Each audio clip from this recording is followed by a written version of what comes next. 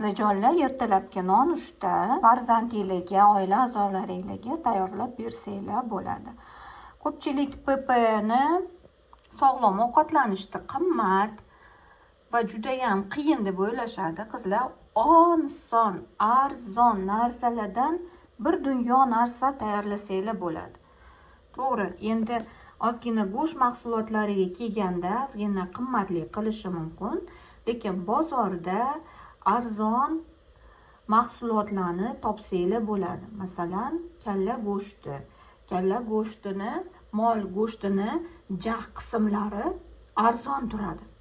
Tushunka birga bir holatda aralashtirib pishirasizlar. Bozorda kletchatka. Xohlagan zelen, ko'katlar turini topsanglar bo'ladi. Sabzavotlarni xili bor. Xohlaganini olishinglar mumkin. Har xil salatlar tayyorlasanglar bo'ladi. Xohish e'tiboringizga, o'zingizlarni fantaziyangizga qarab, xohlagan sabzavot, ko'katlardan har xil salatlar qilsanglar bo'ladi.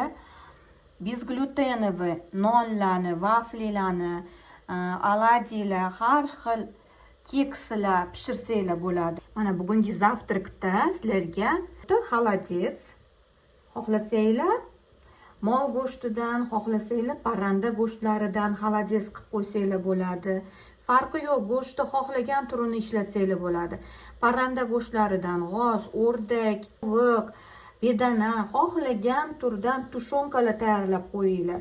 Bu sizlarga kolbasa, sosiskalarni o'rniga foydali aminokislotalar bilan organizmni to'yintirasizlar. Qo'ziqorin, tuxum bilan bemalol ishlatsanglar bo'ladi. Yog'ida dimlab, keyin pishirib olinglar.